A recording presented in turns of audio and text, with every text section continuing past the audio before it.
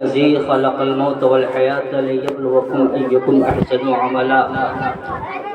آمنت بالله صدق الله العظيم وصدق رسوله النبي الأمين المتين الكريم ونحن على ذلك لمن الشاهدين والشاكرين والذاكرين والعاملين والحمد لله رب العالمين.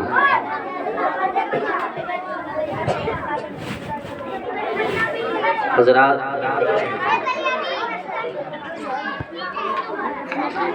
بہت ہی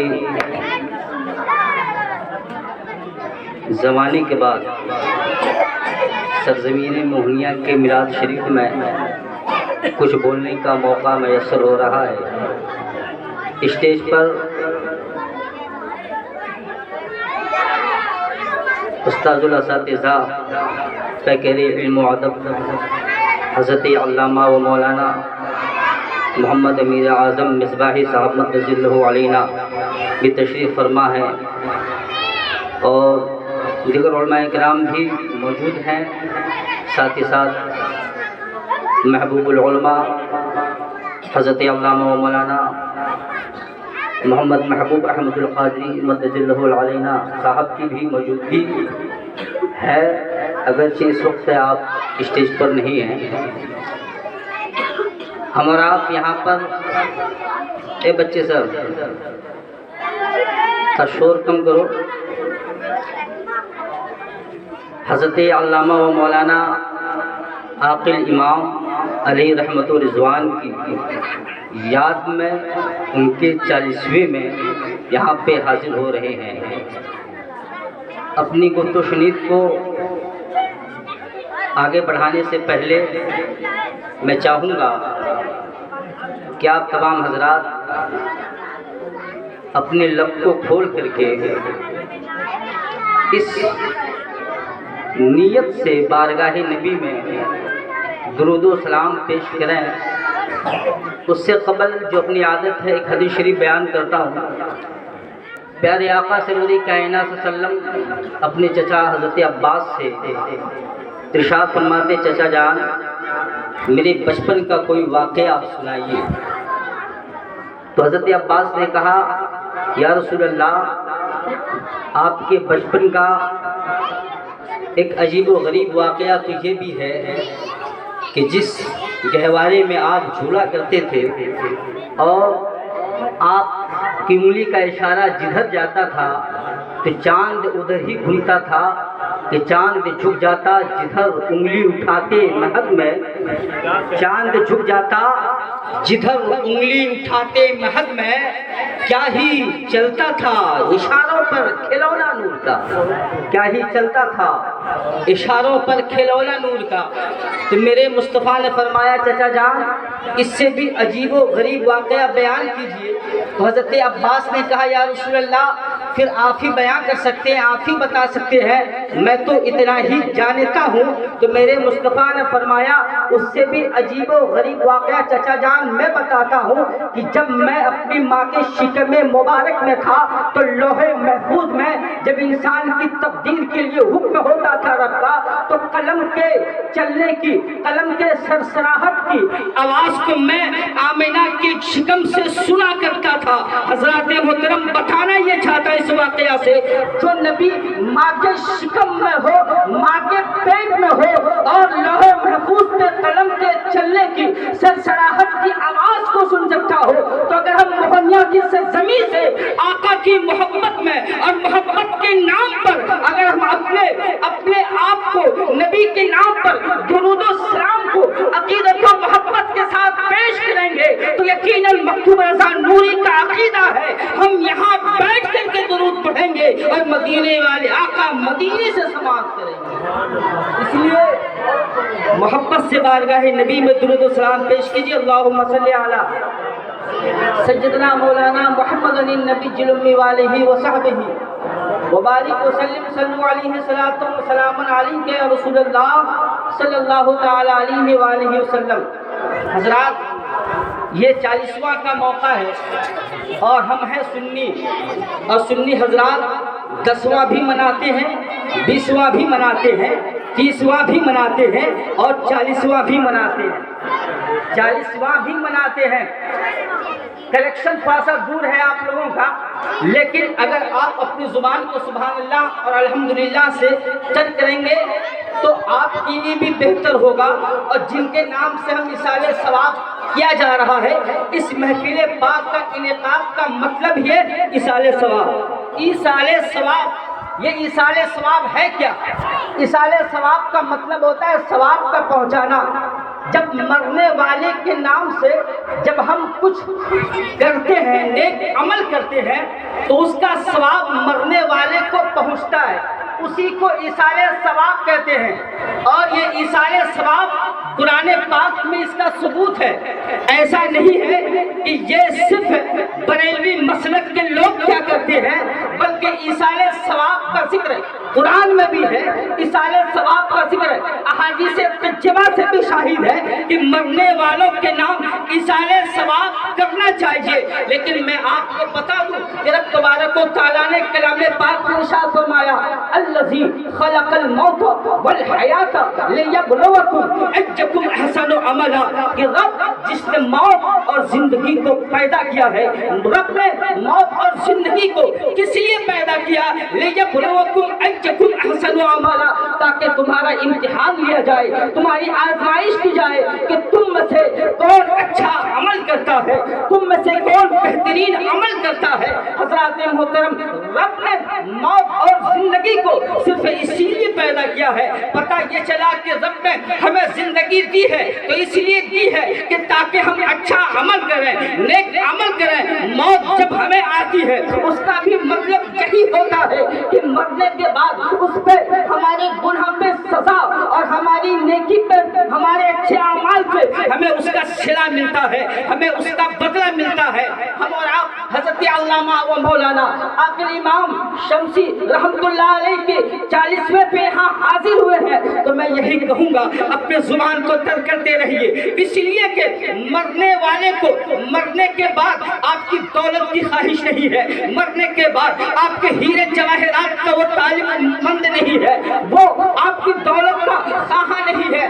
مرنے کے بعد اگر اسے کچھ چاہیے تو وہ آپ کی ایصال ثواب چاہیے، مرنے کے بعد اگر اسے کچھ چاہیے تو آپ کی وہ دعا کا منتظر ہے۔ اور یہ میں نہیں بلکہ پیارے آقا ارشاد فرماتے ہیں، جب مرنے والا مرتا ہے ینتظر، یعنی جب مرنے والا مرتا ہے تو وہ انتظار کرتا ہے۔ کس چیز کا انتظار کرتا ہے؟ حدیث شریف میں آتا ہے ینتظر الدعا، یعنی وہ دعا کا انتظار کرتا ہے کہ میرا جو دنیا میں باپ ہے، میرا دنیا میں جو بیٹا ہے، میرا دنیا میں جو رشتہ دار ہے، میرا جو دوست ہے، وہ ان کے لیے دعا کرے۔ اور دعا میں کیا ہے؟ وہ استغفار ہے، وہ آپ ان کے حق میں دعائے مغفرت کریں، ان کے حق میں ایصال ثواب کریں۔ اس محفل پاک کے انعقاد کا مطلب ہی یہی ہے، اس محفل پاک کو سجانے کا مطلب یہی ہے کہ حضرت عاقل امام رحمۃ اللہ کے نام سے ایصال ثواب کیا جائے۔ اللہ تبارک و تعالیٰ حضرت عاقل امام رحمۃ اللہ علیہ کے قبر کو انوار و رحمت کا گہوارہ بنا دے، اس لیے کہ حضرت کی ذات ایسی پاکیزہ ذات تھی کہ ہم نے ان سے پڑھا۔ ہمارے یہاں پہ جتنے علماء ہیں سب واسطہ سے یا بالواسطہ سب ان کی شاگردی میں آتے ہیں، لیکن ان کا چال چلن جو تھا، ان کا عادت و اقوال جو تھا، ان کے رہنے کا جو سلیقہ تھا، بتانے کی ضرورت نہیں ہے۔ ہر محلے والے کی زبان سے تعریفیں نکلتی ہے، ہر محلے والے ان کی تعریف کرتے ہیں۔ کیوں؟ اس لیے کہ ان کا اخلاق کتنا اعلیٰ تھا، ان کا اخلاق کتنا بہترین تھا۔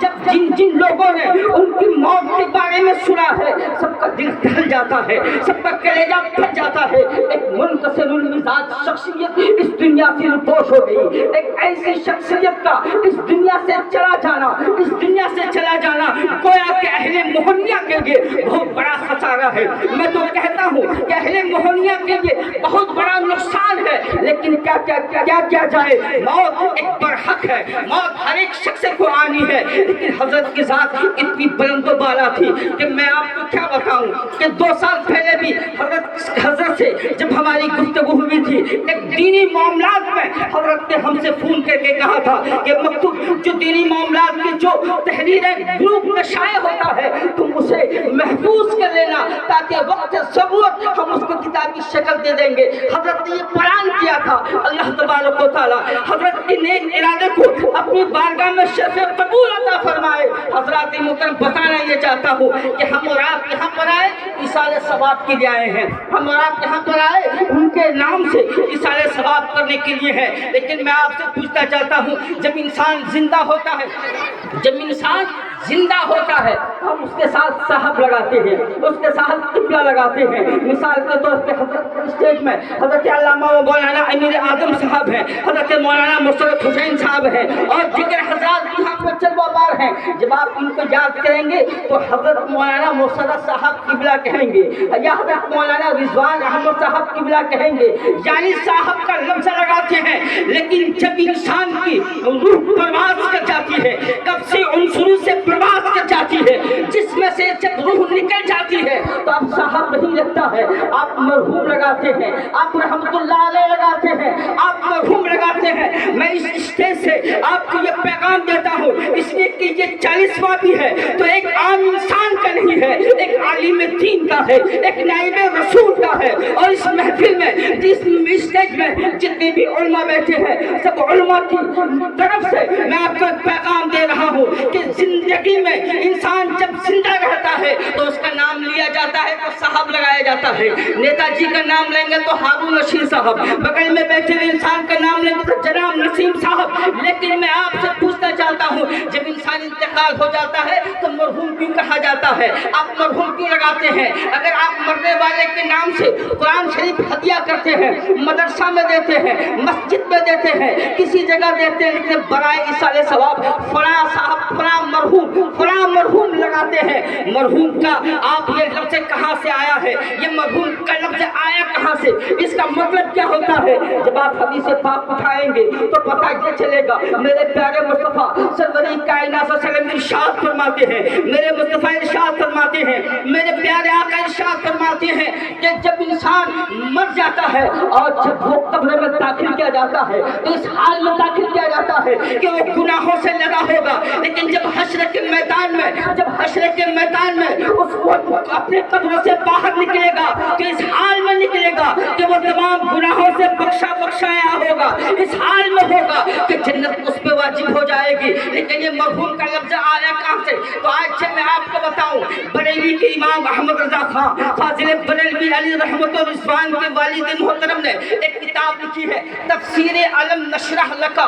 اس کی تفسیر میں آپ نے ایک حدیث پاک کو نقل کیا ہے، مولانا نقی علی خان رحمت اللہ علیہ ایک حدیث پاک کو نقل کرتے ہیں اور فرماتے ہیں کہ پیارے آقا سرور کائنات صلی اللہ علیہ وسلم، پیارے آقا سرور کائنات صلی اللہ علیہ وسلم کی حدیث پاک ہے، اللہ تبارک و تعالیٰ قلم کو حکم دے گا، اے قلم آدم سے لے کے عیسیٰ روح اللہ تک جتنے بھی نبی کی امتی کا انتقال ہوا ہے، لکھو جو امتی نافرمان ہے، جو نبی کی امتی نافرمان ہے وہ جہنمی ہے۔ قلم آدم سے لے کے عیسیٰ روح اللہ تک جتنے بھی نبی کی امتی کا ذکر آتا ہے، قلم لکھنے رکھتا ہے کہ جتنے لوگ ہیں وہ جو نافرمان ہے وہ جہنمی ہے، جو اطاعت گزار نہیں ہے وہ جہنمی ہے، جو اطاعت گزار نہیں ہے وہ جہنمی ہے۔ جب امت محمدیہ کی بات آتی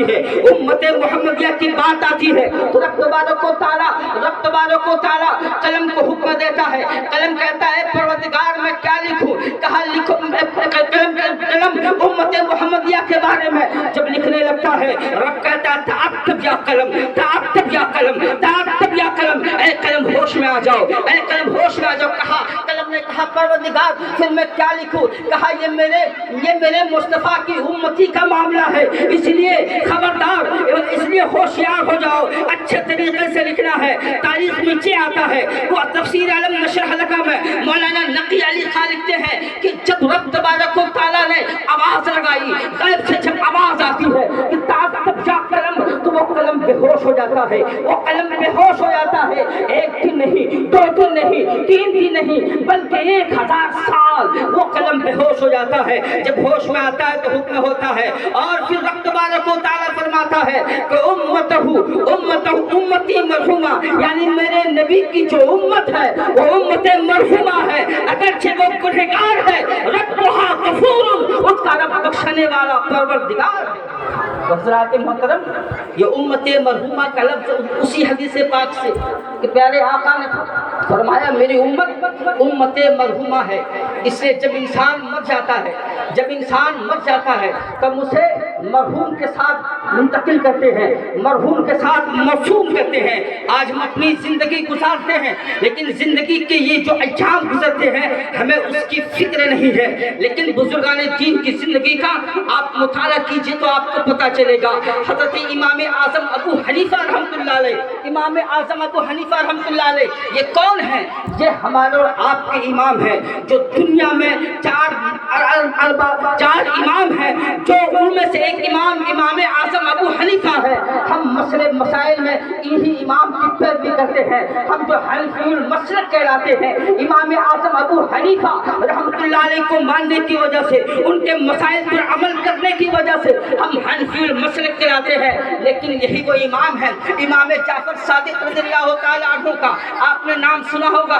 ये रजब का महीना चल रहा है और 15 रजब को आपकी तारीख वफात है, लेकिन बरसों से 22 रजबुल मुरज्जब को उनके नाम से कुंडे का फातिहा होता है। तो 22 रजबुल मुरज्जब को अपने बिहार में या अपने मोहनिया में तो ऐसा नहीं होता, लेकिन हम लोग यूपी में रहते हैं, यूपी में रहने वाले से पूछेंगे 22 रजबुल मुरज्जब को इमाम जाफर सादिक रज़ियल्लाहु ताला अन्हु के नाम से ईसाए सवाब किया जाता है।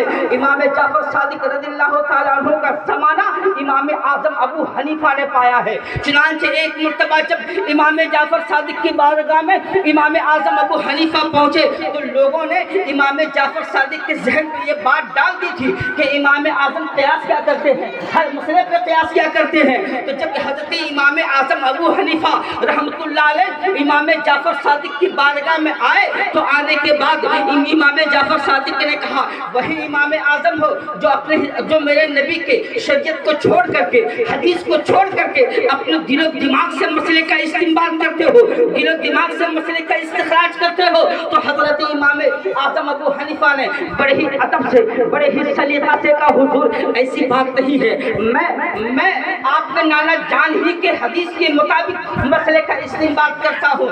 तो इमाम जाफर सादिक रज़ियल्लाहु ताला अन्हु ने कहा है कि फिर मैं ये क्या लोगों से सुन रहा हूँ तुम्हारे मामले में कि इमाम आज़म अबू हनीफा रहमतुल्लाह अलैह ने बड़े ही सलीका से एक सवाल किया। हज़रत इश्क में बैठे हैं, आज लोगों का आलम ये है ना कि छोटा अगर बड़े से सवाल करने लगता है तो ये कहा जाता है ये बहुत बड़ा बदतमीज है, ये देखो ये छोटा आलिम है, ये छोटा मौलवी है, मुँह छोटी है, बात बड़ी बड़ी कर रहा है। इसलिए आज ये तासुब परस्ती का जो दौर चल रहा है, इस दौर में मैं आपको बता दूं अगर अदब के दायरे में किसी से सवाल करना कोई नाजायज़ व हराम नहीं है, कोई बेअदबी नहीं है। इसलिए कि इमाम जाफर सादिक रज़ियल्लाहु ताला अन्हु से इमाम आज़म अबू हनीफा रहमतुल्लाह अलैह, इमाम जाफर सिद्दीक़ सादिक रज़ियल्लाहु ताला कौन है?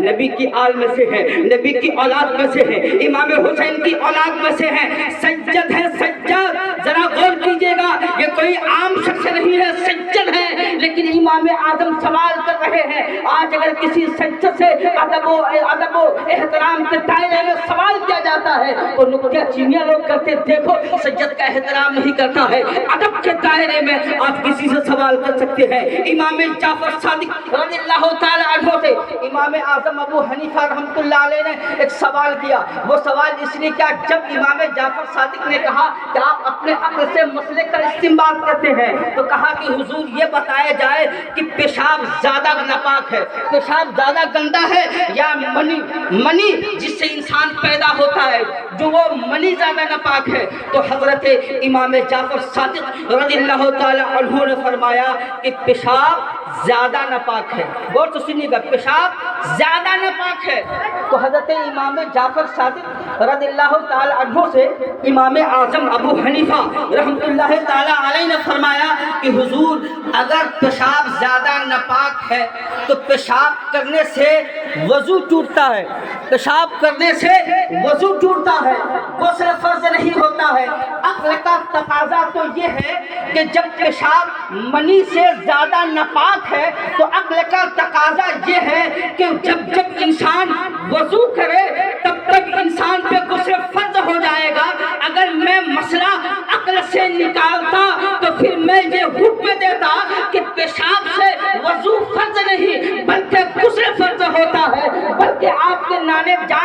یہی فرمایا کہ پیشاب سے وضو فرض ہوتا ہے، اور امام اعظم کا بھی یہی مسئلہ ہے کہ پیشاب سے وضو فرض ہوتا ہے، نہ کہ غسل فرض ہوتا ہے۔ المختصر یہ کہ مسلمانوں، حضرت امام اعظم ابو حنیفہ رحمۃ اللہ علیہ جن کی عمر جو گزری، تو آپ اپنی زندگی میں ارشاد فرماتے ہیں، اتنے بڑے امام تھے، آپ ارشاد فرماتے ہیں لولا السنتان لہلک النعمان، یعنی نعمان کو، یعنی امام اعظم ابو حنیفہ کو اگر 2 سال نہ ملتے تو ابو حنیفہ ہلاک ہو جاتا۔ یعنی 2 سال میں نے امام جعفر صادق رضی اللہ تعالی عنہ کی صحبت اختیار کی، وہی 2 سال کو میں اپنی زندگی شمار کرتا ہوں، وہی 2 سال کو میں اپنی زندگی شمار کرتا ہوں۔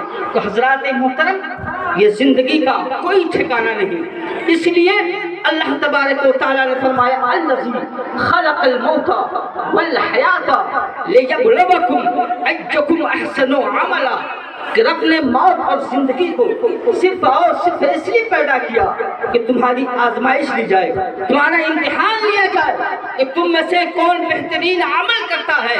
اور یہ ایصال ثواب ہے کس کے لیے؟ مومن کے لیے ہے، مسلمان کے لیے ہے۔ اور مسلمان جب مسلمان کے لیے ایصال ثواب کرے گا تب اس کو ثواب پہنچے گا۔ اگر مرنے والا مومن نہ ہو تو اس کے نام سے ایصال ثواب بھی نہیں ہے۔ قرآن پاک میں رب نے فرمایا والذین جاؤوا من بعدہم یقولون ربنا اغفر لنا ولاخواننا الذین سبقونا بالایمان، اور وہ جو ان کے بعد آئے، والذین جاؤوا من بعدہم، اور وہ جو ان کے بعد آئے، ان کے بعد کون آئے؟ آپ تفسیر جلالین اٹھا کر کے دیکھیں، اس کی تفسیر میں ہے ان کے بعد صحابہ کے بعد تابعی آئے، تابعی کے بعد تبع تابعی آئے، تبع تابعی کے بعد ائمہ مجتہدین آئے، والذین جاؤوا من بعدہم یقولون ربنا اغفر لنا ولاخواننا الذین سبقونا بالایمان، ان کے بعد جو آئے وہ کیا کہتے؟ ربنا اغفر لنا، مولا ہمیں بخش دے اور ہمارے بھائیوں کو بخش دے جو مجھ سے پہلے ایمان لائے، ان کو بخش دے۔ تو یہ ایصال ثواب اہل ایمان کو پہنچائے گا تو پہنچے گا۔ اگر اہل ایمان ہے لیکن ایصال ثواب جس کے نام سے کیا جائے وہ اہل ایمان نہیں ہے تو اس کو نہیں پہنچ سکتا ہے۔ ہمارا جو آئے ہیں حضرت علامہ و مولانا عقل امام شمسی رحمۃ اللہ علیہ کے نام سے ان کے 40ویں میں جو حاضری دے رہے ہیں، یقیناً اپنا تو ایمان بولتا ہے کہ وہ صرف مسلمان ہی نہیں بلکہ مومن تھے، مومن ہی نہیں بلکہ اگر میں کہہ دوں تو وہ حقیقت ہے کہ وہ اللہ کے ولی تھے، وہ اللہ کے ولی تھے جو نائب رسول ہوا کرتے ہیں، جو شریعت متحدہ پر اپنی زندگی کو گزارا کرتے ہیں۔ آج ولی لوگ اسے کہتے ہیں جو ہوا میں اڑنے لگتا ہے، آج لوگ اس کو ولی مانتے ہیں جو پانی پہ چل کر کے مصلی بچھا کر کے نماز پڑھنے لگے تو لوگ اسے ولی مانتے ہیں۔ بلکہ ہم نے علامہ احمد یار خان نعیمی رحمۃ اللہ علیہ کی ایک بات کتاب میں پڑھی، آپ فرماتے ہیں کہ دنیا کے لوگ ولی ڈھونڈا کرتے ہیں خانقاہوں میں، دنیا کے لوگ ولی ڈھونڈا کرتے ہیں جن کے پاس کرامتیں ہو تو وہ ولی ہے۔ ارے اگر ولی ڈھونڈنا ہو تو کہیں اور نہیں بلکہ اپنے مسجد کے امام کے پاس چلے جاؤ، اپنی مسجدوں میں جاؤ اور اپنے امام کو دیکھو، اگر ان کی زندگی شریعت کے مطابق چلتی ہے تو ان سے بڑا ولی کوئی نہیں ہے۔ تو میں بتانا یہ چاہتا ہوں ولی آج ہمارا مزاج کیا ہے؟ ولی اسے کہتے ہیں جو کوئی کرامت دکھا دے، جو چمتکار دکھا دے۔ حضرت جنید بغدادی رحمۃ اللہ علیہ کو کون نہیں جانتا ہے؟ اتنے بڑے ولی تھے، کون نہیں جانتا ہے؟ شہنشاہ ولایت تھے حضرت جنید بغدادی۔ لیکن ایک شخص آپ کی بارگاہ میں آیا مرید ہونے کے لیے، اس کا مزاج ویسا ہی تھا، وہ اس مزاج کا تھا کہ میں کسی ایسے ولی سے مرید ہو جاؤں جو مجھے کرامت دکھائے، جن سے میں چمتکار دیکھوں۔ وہ کئی خانقاہ میں پہنچا تھا اور کئی خانقاہ میں پہنچا لیکن کسی پیر صاحب کے پاس وہ کرامت نہ ملے، وہ چمتکار نہ ملے۔ اسی طریقے سے ہوتا وہ حضرت جنید بغدادی کے پاس پہنچا اور جنید بغدادی کی بارگاہ میں 1 دن رہ گیا، 2 دن رہ گیا، اس لیے کہ اسے پتا تھا کہ حضرت جنید بغدادی کوئی عام ولی نہیں ہے، یہ ولیوں کے سردار ہیں۔ 1 एक दिन रहता है, 2 दिन रहता है, 3 दिन रहता है, कोई करामत जाहिर नहीं होती है, कोई चमत्कार उसे देखने को नहीं मिलता है। 40 दिन रह जाता है, कोई चमत्कार उसे नहीं मिला। अपना बोझा बिस्तर उठाया और उठाने के बाद जाने लगता है। हज़रत जुनैद बगदादी ने कहा अपने मुरीद से उसे बुला लाओ। जब वो आया तो आने के बाद कहा तुम 1 दिन रहा नहीं बल्कि 40 दिन रहा, अब तुम जा रहे हो, कहाँ जा रहे हो? कहा हुजूर मैं मुरीद होने के लिए आया था, मुरीद होने के लिए आया था। लेकिन कहा फिर मुरीद क्यों नहीं हो रहे थे? कहा आपने तो कोई करामत देखा ही नहीं। मैं बहुत बाबा के पास गया, बहुत वली के पास गया, बहुत दरगाह और खानका में गया, कहीं कोई करामत नहीं देखी। लेकिन मैंने सुना कि आपके बारे में बड़ी शोहरत सुना था, आपका बहुत चर्चा सुना था, लेकिन यहाँ भी आया तो वही मामला है, यहाँ भी कोई वली नहीं। तो हजरत कोई करामत देखने को नहीं मिली। तो हजरत जुनैद बगदादी ने फरमाया अच्छा ये बता कि 40 दिन तू मेरे साथ रहा, 40 दिन तू मेरे साथ रहा, बता मेरा कोई कदम शरीयत के खिलाफ चला, मेरा कोई कदम शरीयत के खिलाफ उठा, मैं कोई ऐसा काम किया जो शरीयत के खिलाफ हो? कहा हुजूर ऐसा तो कोई मामला नहीं है, बल्कि आप पानी पीते हैं तो शरीयत के मुताबिक, आप चलते हैं तो शरीयत के मुस्तफ़ा के मुताबिक, आप खाना खाते हैं तो शरीयत के मुस्तफ़ा के मुताबिक, आप सोते हैं तो हमने देखा सुन्नते मुस्तफ़ा के मुताबिक सो रहे थे, आप बैठते हैं तो सुन्नते मुस्तफ़ा के मुताबिक बैठते हैं, आप लोगों से खंदक पेशानी के साथ मिलते हैं, आप लोगों से मिल रहे हैं तो सुन्नते मुस्तफ़ा के मुताबिक, आप लोगों को तबलीग कर रहे हैं तो सुन्नते मुस्तफ़ा के मुताबिक। तो हजरत जुनैद बगदादी ने फरमाया फिर इससे बड़ी करामत तुम्हें क्या चाहिए, इससे बड़ी करामत क्या है? मुसलमानों बताना ये चाहता हूँ कि विलायत के लिए करामत जरूरी नहीं है, बल्कि जो इंसान शरीयत मुस्तफ़ा के मुताबिक अपनी जिंदगी को गुजार कर इस दुनिया से चला जाए वो अल्लाह का वली कामिल है। और ये मैं कोई मुबालगा आराई नहीं, बल्कि आप जितने भी उलमा है या हज़रत अल्लामा आक़िल इमाम शमसी रहमतुल्लाह अलैह शहर खूसी में जितनी दिनों ने उन्होंने इस्लाम की खिदमत की है, मदरसे की खिदमत की है, वहाँ भी जाकर के किसी से पूछो, उनके किसी तलबा से पूछो, उनके किसी शागिर्द से पूछो, उनके किसी अहबाब से पूछो, तो वो यही कहेंगे हमने कभी आक़िल इमाम को शरीयत के खिलाफ करते नहीं देखा है, हमने कभी आक़िल इमाम को नमाज छोड़ते नहीं देखा है, हमने कभी आक़िल इमाम को शरीयत के खिलाफ अपनी जिंदगी गुजारते नहीं देखा।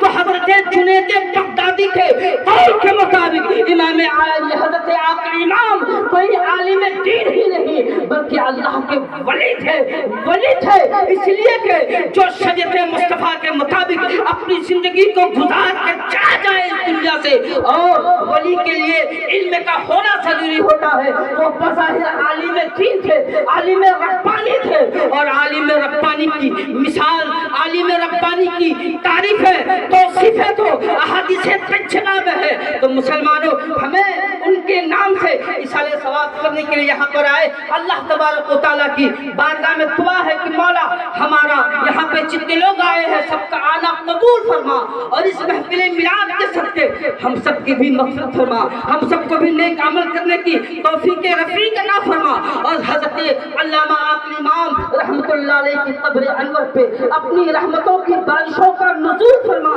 हज़रात मोहतरम बस यही चंद बातों के साथ अपनी गुफ्तगू का इख्तिताम करता हूँ और जाते जाते एक पैगाम देता हूँ। आज तो फेसबुक का ज़माना है, आज तो सोशल मीडिया का ज़माना है, और दुनिया ये कहती है ज़माना बहुत तरक्की कर गई है। आज किसी के घर में बेटा पैदा होता है और जब वो बर्थडे मनाता है, बेटे का जन्मदिन मनाता है, तो अपने दोस्तों अहबाब को दावत देता है और कहता है आना आज मेरे बेटे का बर्थडे है, आना आज मेरी बेटी का जन्मदिन है। जब हम जाते हैं तो कोई गिफ्ट लेकर के जाते हैं, कोई तोहफा लेकर के जाते हैं, तो मकतूब रज़ा नूरी मैं आपका पैगाम दे करके जाता हूँ। आज आप हज़रत आक़िल इमाम रहमतुल्लाह अलैह के इसाले सवाब तहरीम में आए हैं, 40वें में आए हैं, तो मरने जिंदा लोगों की जब यौमे विलादत बनाई जाती है तो हम उसके लिए बच्चे देते हैं, लेकिन जब एक मरने वाले के 40वें में हम हाजिर हो रहे हैं तो उनके लिए आप कौन सा गिफ्ट देने के लिए आए हो, कौन सा तोहफा देने के लिए आए हो?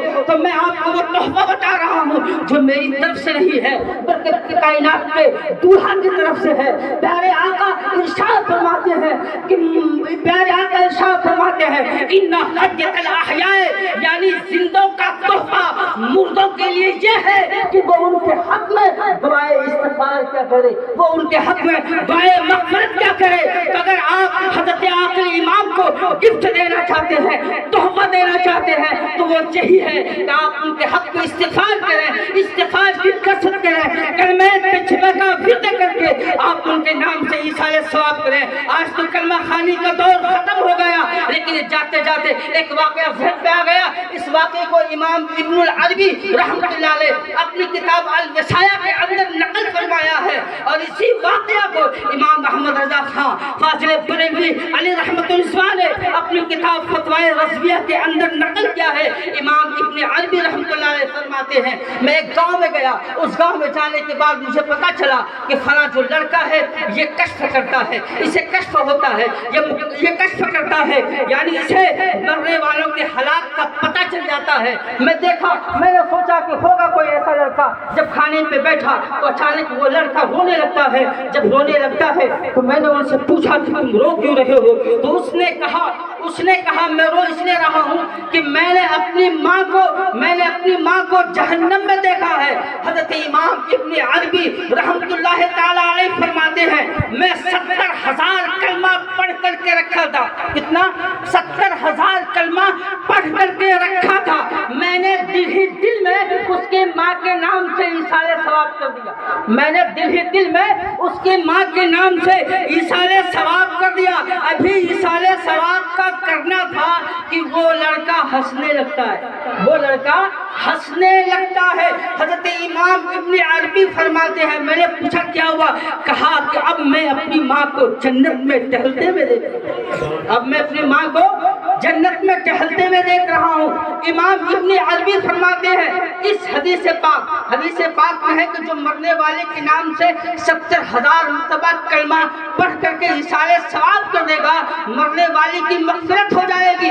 امام ابن عربی فرماتے ہیں اس حدیث پاک کی صحت اس لڑکے کے کشف سے پتہ چلا، اور اس لڑکے کے کشف کی حقیقت اس حدیث پاک سے پتہ چلا۔ تو حضرات محترم، بس میں یہی کہوں گا کہ آپ حضرت کے حق میں دعائے استغفار پڑھتے رہا کریں، ان کے نام سے ایصال ثواب پڑھتے رہا کریں، تاکہ آپ کا تحفہ حضرت عاقل امام تک پہنچ سکے۔ میں امید کروں گا کہ مرنے والے کے بعد جو تحفہ پہنچتا ہے اس کے بارے میں ہمارے بعد بھی بہت سے علماء کرام ہیں جو شرح و بسط کے ساتھ آپ کو بتانے کی کوشش کریں گے۔ بس اعلیٰ حضرت کے اس سلام والے شعر کے ساتھ اپنی گفتگو کو ختم کرتا ہوں کہ میرے استاد ہو ماں باپ و بھائی بہن، میرے استاد ہو ماں باپ و بھائی بہن، اہل دل ہو عشیرت پہ لاکھوں سلام، استغفر اللہ ربی من کل ذنب و توب علیہ السلام علیکم۔